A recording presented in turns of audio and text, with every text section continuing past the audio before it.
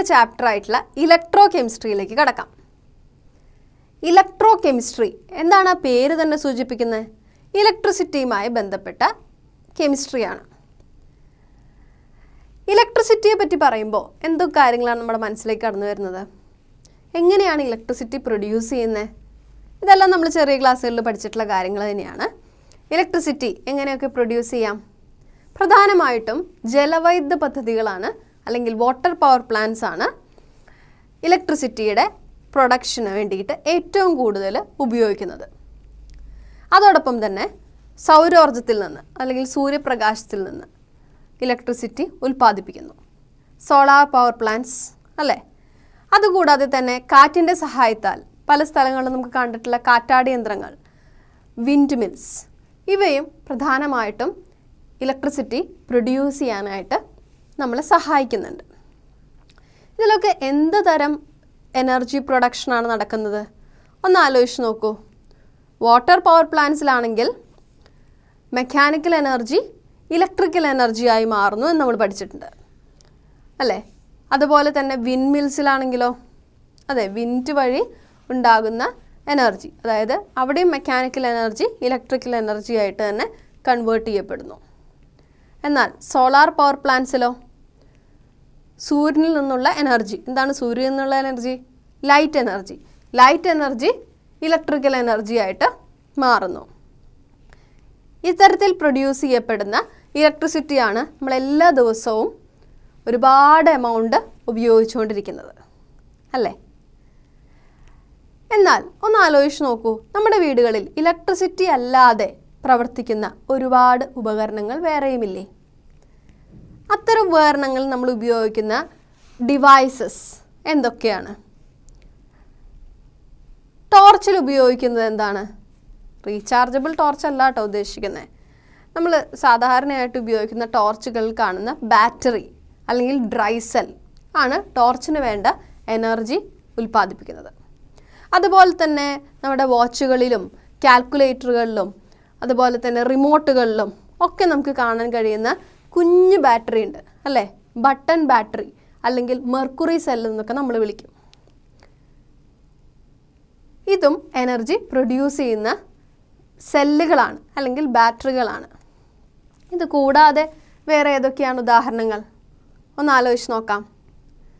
നമ്മൾ ഇപ്പോൾ ഈ സമയത്ത് ഏറ്റവും കൂടുതൽ ഉപയോഗിക്കുന്ന ഒരു ഡിവൈസാണ് മൊബൈൽ ഫോൺ.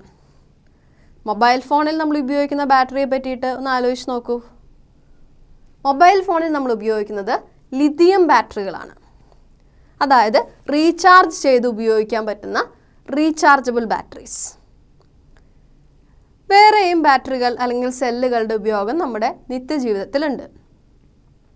നമ്മുടെ വാഹനങ്ങളിലൊക്കെ ഉപയോഗിക്കുന്ന ബാറ്ററി, അതുപോലെ ഇൻവെർട്ടറുകൾ, എമർജൻസി ലൈറ്റുകൾ, ഇവയെല്ലാം ഉപയോഗിക്കുന്ന ബാറ്ററികൾ, ഇവയെല്ലാം റീചാർജബിൾ ബാറ്ററിക്ക് ഉദാഹരണങ്ങൾ തന്നെയാണ്. അതുകൊണ്ട് തന്നെ ഇലക്ട്രിസിറ്റിയെ പറ്റി പറയുന്ന പോലെ തന്നെ ഇമ്പോർട്ടൻ്റ് ആണ് ഇത്തരം സെല്ലുകളുടെ അല്ലെങ്കിൽ ബാറ്ററികളുടെ ഉപയോഗവും എന്ന് പറയുന്നത്. ഇത്രയൊന്നും അല്ല കേട്ടോ, ഇതിലും കൂടുതൽ ബാറ്ററികൾ നമ്മുടെ ലൈഫിൽ നമ്മൾ ഉപയോഗിക്കുന്നുണ്ട്. ഇതെല്ലാം ഒരു കോമൺ എക്സാമ്പിൾസ് ആണെന്ന് മാത്രം. ഈ ബാറ്ററികളിൽ എങ്ങനെയാണ് ഇലക്ട്രിസിറ്റി പ്രൊഡ്യൂസ് ചെയ്യപ്പെടുന്നത്? ആലോചിച്ച് നോക്കിയിട്ടുണ്ടോ? ബാറ്ററികളിൽ ഇലക്ട്രിസിറ്റി പ്രൊഡ്യൂസ് ചെയ്യപ്പെടുന്നത് അതിനുള്ളിലുള്ള കെമിക്കൽസിൻ്റെ റിയാക്ഷൻ മൂലമാണ്. നമുക്ക് പറയാം, in that case of cells or batteries, the electricity is produced as a result of chemical reactions. Chemical റിയാക്ഷനുകളുടെ ഫലമായിട്ട് അവ ഇലക്ട്രിസിറ്റി പ്രൊഡ്യൂസ് ചെയ്യപ്പെടുന്നു. ഇങ്ങനെ ഇലക്ട്രിസിറ്റി പ്രൊഡ്യൂസ് ചെയ്യപ്പെടുമ്പോൾ അതൊരു കണ്ടിന്യൂസ് അല്ലെങ്കിൽ സ്പോണ്ടേനിയസ് റിയാക്ഷൻ ആയിട്ടാണ് നമ്മൾ കണക്കാക്കുന്നത്. എന്താണ് സ്പോണ്ടേനിയസ് റിയാക്ഷൻ എന്ന് പറയുന്നത്? +1 ക്ലാസ്സുകളിൽ നമ്മൾ പഠിച്ചിട്ടുണ്ട് സ്പോണ്ടേനിയസ് റിയാക്ഷൻ എന്താണെന്ന്. എന്താണ് സ്പോണ്ടേനിയസ് റിയാക്ഷൻ? എക്സ്റ്റേണലായിട്ട് ഒരു ഏജൻറ്റിൻ്റെ ഹെൽപ്പ് ഇല്ലാതെ തന്നെ വളരെ കൂളായി അല്ലെങ്കിൽ വളരെ എളുപ്പത്തിൽ കണ്ടിന്യൂസ് ആയിട്ട് നടക്കുന്ന പ്രവർത്തനങ്ങളെയാണ് നമ്മൾ സ്പോണ്ടേനിയസ് റിയാക്ഷൻസ് എന്ന് പറയുന്നത്. ഇത്തരം സെല്ലുകളിൽ അല്ലെങ്കിൽ ബാറ്ററികളിൽ ഇലക്ട്രിസിറ്റി പ്രൊഡ്യൂസ് ചെയ്യുന്നത് സ്പോണ്ടേനിയസ് റിയാക്ഷൻസ് വഴിയാണ് എന്ന് ഓർക്കണം. അപ്പോൾ എന്താണ് ഇലക്ട്രോ കെമിസ്ട്രി എന്നൊന്ന് പഠിച്ചാലോ? Electrochemistry is the study of production of electricity from energy release during spontaneous chemical reactions and use of this chemical energy to bring about non spontaneous chemical transformations. എന്താണ് electrochemistry എന്നുകൊണ്ട് ഉദ്ദേശിക്കുന്നത്? Electro chemistry എന്ന് പറഞ്ഞു കഴിഞ്ഞാൽ ഒരു പഠനമാണ്. എന്തിനെ പറ്റിയുള്ള പഠനം? The study of production of electricity from energy release during a spontaneous reaction. Spontaneous റിയാക്ഷൻ്റെ ഫലമായി ഉണ്ടാകുന്ന എനർജിയിൽ നിന്നും ഇലക്ട്രിസിറ്റിയുടെ പ്രൊഡക്ഷനെ പറ്റിയും അതോടൊപ്പം ഇത്തരത്തിലുണ്ടാകുന്ന ഇലക്ട്രിക്കൽ എനർജി ഒരു നോൺ സ്പോണ്ടേനിയസ് റിയാക്ഷൻ അല്ലെങ്കിൽ നോൺ സ്പോണ്ടേനിയസ് ട്രാൻസ്ഫോർമേഷൻസിന് വേണ്ടി ഉപയോഗിക്കുന്നതിനെ പറ്റിയും ഉള്ള പഠനമാണ് ഇലക്ട്രോ കെമിസ്ട്രി എന്ന് പറയുന്നത്. ഇലക്ട്രോ കെമിസ്ട്രി നമ്മുടെ നിത്യജീവിതത്തിൽ ഒരുപാട് ഉപയോഗങ്ങൾ ഉള്ളതുകൊണ്ട് തന്നെയാണ് നമ്മൾ ഈ ഒരു ചാപ്റ്റർ വളരെ ഡീറ്റെയിൽ ആയിട്ട് പഠിക്കാൻ പോകുന്നത്. ഇനി ഇലക്ട്രോ കെമിസ്ട്രിയെ പറ്റി ചിന്തിക്കുമ്പോൾ പ്രധാനമായിട്ടും 2 തരത്തിലുള്ള സെല്ലുകളെ പറ്റി അല്ലെങ്കിൽ ബാറ്ററികളെ പറ്റിയിട്ട് നമ്മൾ ചിന്തിക്കേണ്ടതുണ്ട്.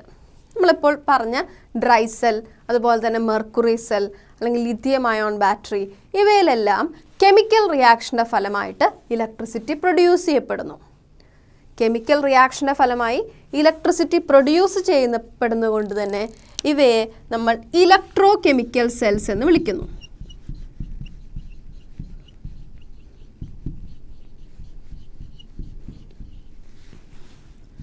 എക്സാമ്പിളായിട്ട് നമുക്ക് പറയാം ഡ്രൈ സെൽ, അതുപോലെ mercury HG mercury cell, lithium ion battery, ഇവയെല്ലാം ഇലക്ട്രോ കെമിക്കൽ സെല്ലുകൾക്ക് ഉദാഹരണമാണ്. എന്താണ് ഇലക്ട്രോ കെമിക്കൽ സെൽ?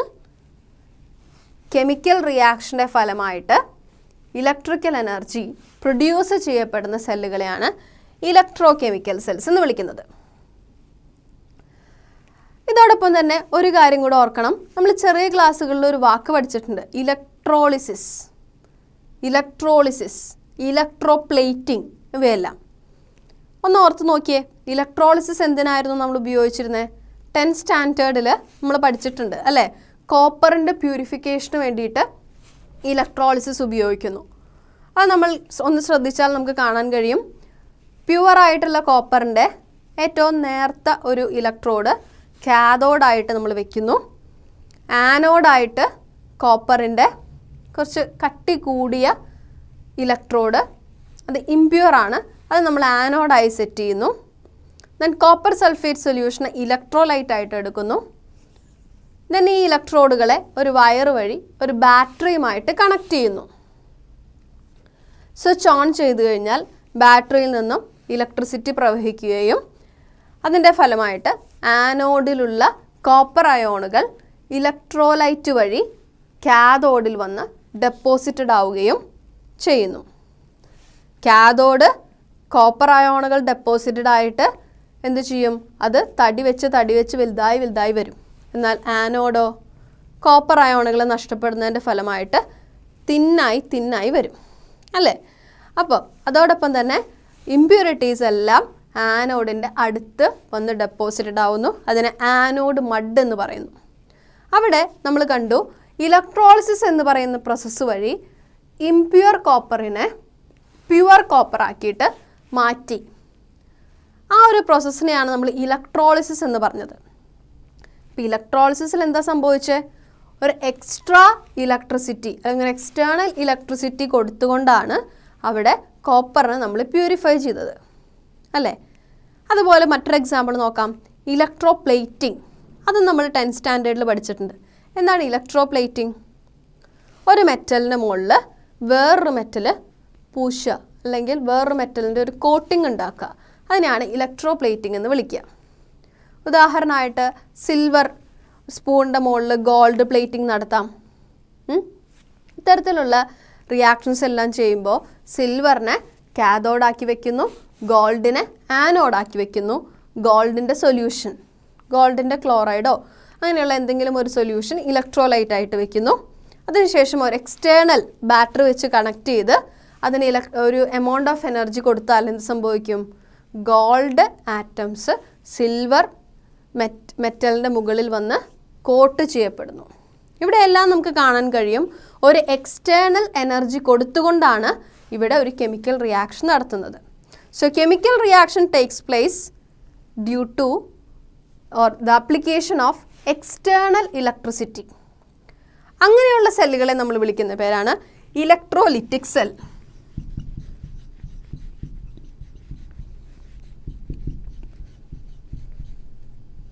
അപ്പോൾ പ്രധാനമായിട്ടും രണ്ട് തരത്തിലുള്ള സെല്ലുകളെ പറ്റിയിട്ടാണ് നമ്മൾ ഡിസ്കസ് ചെയ്യുന്നത്. ഇലക്ട്രോ കെമിക്കൽ സെൽസും ഇലക്ട്രോലിറ്റിക് സെൽസും. രണ്ടും തമ്മിലുള്ള വ്യത്യാസം മനസ്സിലായി എന്ന് വിചാരിക്കുന്നു. ഇൻഡസ്ട്രിയൽ ഫീൽഡിൽ കൂടുതൽ എമൗണ്ട് ഓഫ് എനർജി പ്രൊഡ്യൂസ് ചെയ്യേണ്ട കേസുകളിലെല്ലാം ഇത്തരത്തിലുള്ള ഇലക്ട്രോ കെമിക്കൽ സെല്ലുകളാണ് ഉപയോഗിക്കുന്നത്. ഇലക്ട്രോ കെമിസ്ട്രിക്ക് വ്യാവസായിക അടിസ്ഥാനത്തിൽ ഒരുപാട് പ്രാധാന്യമുണ്ട്. എന്താണെന്നല്ലേ? പല കെമിക്കൽസും, അതായത് സോഡിയം ഹൈഡ്രോക്സൈഡ്, ഫ്ലൂറിൻ, ക്ലോറിൻ പോലെയുള്ള കെമിക്കൽസ് എല്ലാം പ്രിപ്പയർ ചെയ്യാനായിട്ട് ഇലക്ട്രിസിറ്റിയുടെ ആവശ്യമുണ്ട്. അല്ലെങ്കിൽ ഇലക്ട്രിസിറ്റി ഉപയോഗിച്ചുകൊണ്ടാണ്, ഇലക്ട്രോളിസിസ് മെത്തേഡ് ഉപയോഗിച്ചുകൊണ്ടാണ് ഈ കെമിക്കൽസ് എല്ലാം പ്രിപ്പയർ ചെയ്യുന്നത്.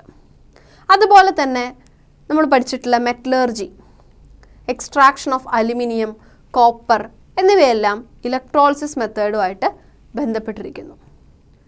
അതുകൊണ്ട് തന്നെ വ്യാവസായിക അടിസ്ഥാനത്തിൽ ഒരുപാട് പ്രാധാന്യം അർഹിക്കുന്ന ഒരു മേഖലയാണ് ഇലക്ട്രോ കെമിസ്ട്രി എന്ന് പറയുന്നത്. നമ്മൾ കണ്ടതുപോലെ തന്നെ ഇലക്ട്രോ കെമിക്കൽ സെൽസും എനർജി പ്രൊഡ്യൂസ് ചെയ്യാനായിട്ട് ഒരുപാട് റോളുണ്ട്. എന്താണ് ഈ ഇലക്ട്രോ കെമിക്കൽ സെല്ലുകളുടെ അഡ്വാൻറ്റേജസ്?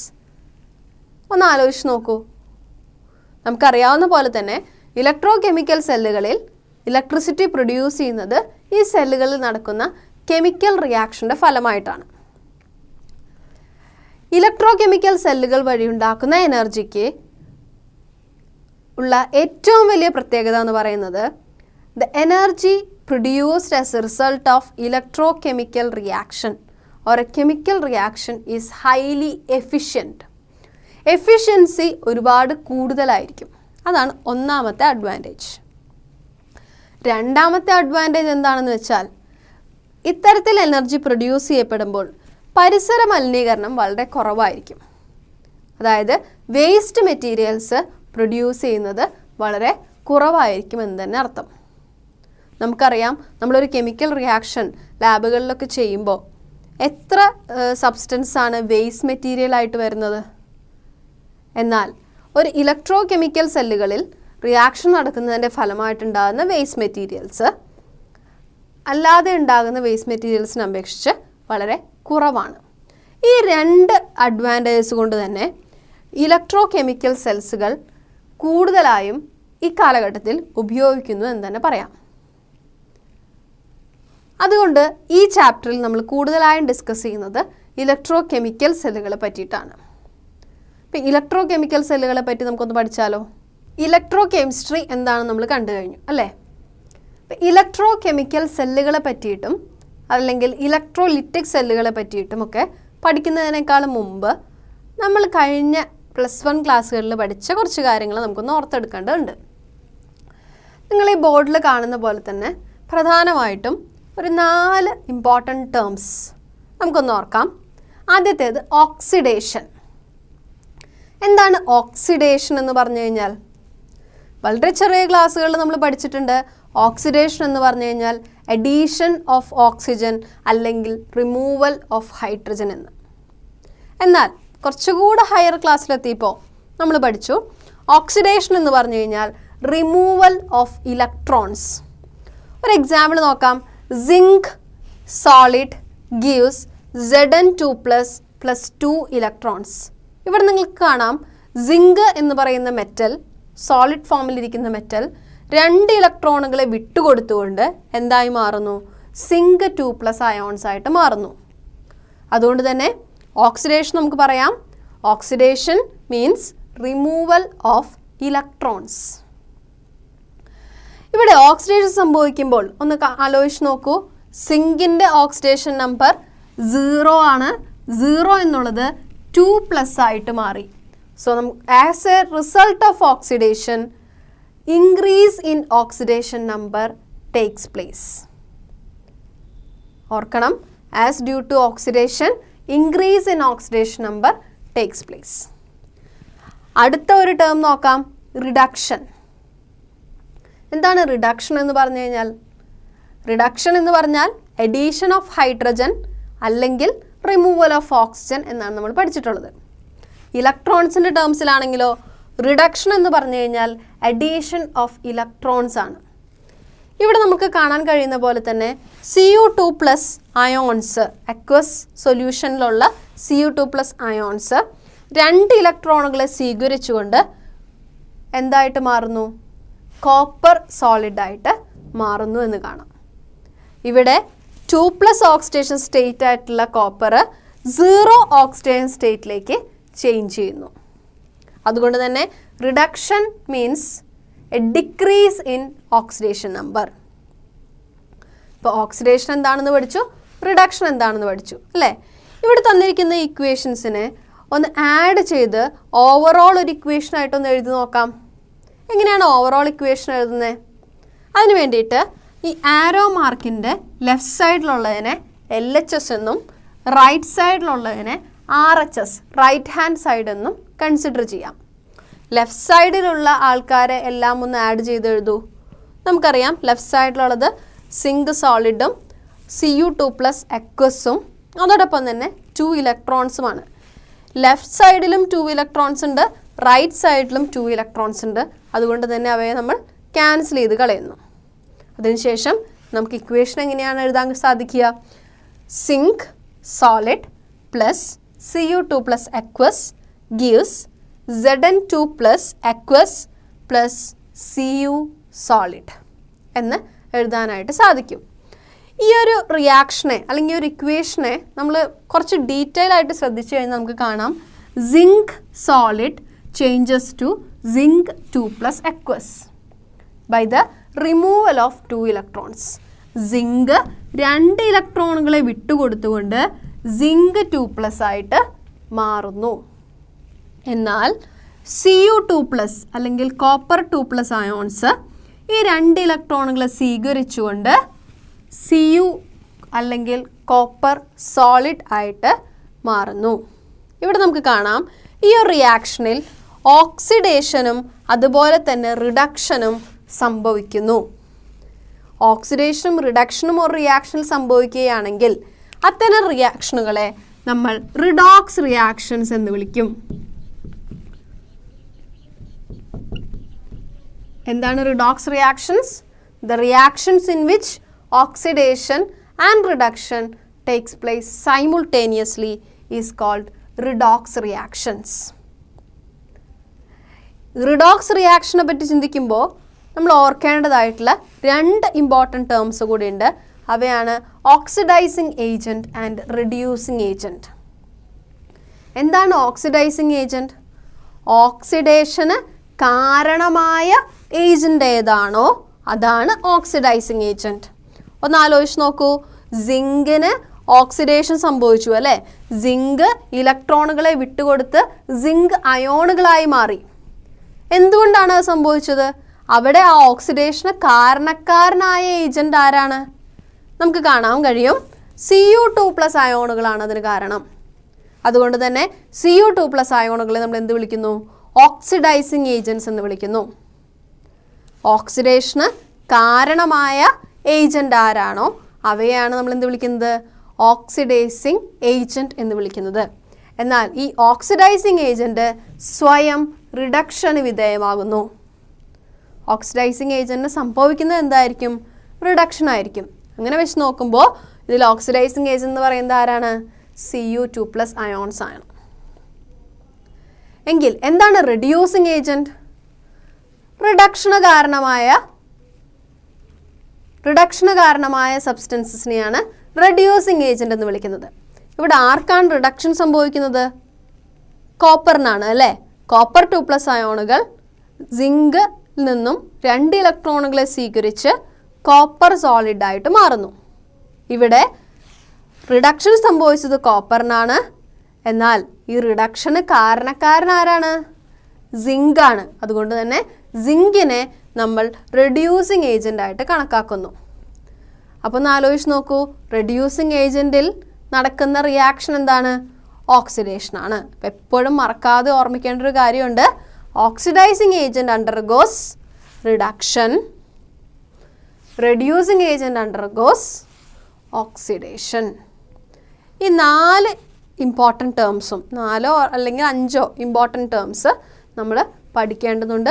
നമ്മുടെ ഈ ഒരു ചാപ്റ്ററിലുടനീളം നമുക്ക് oxidation, reduction, reducing agent, oxidising agent, redox reaction എന്നുള്ള ടേംസൊക്കെ നമുക്ക് ഒരുപാട് ഉപയോഗിക്കാനുള്ളതാണ്. അതുകൊണ്ട് തന്നെ ഈ ടേംസിനെ പറ്റിയിട്ട് ഒരു പരിചയം നമുക്ക് ഉണ്ടാകണം.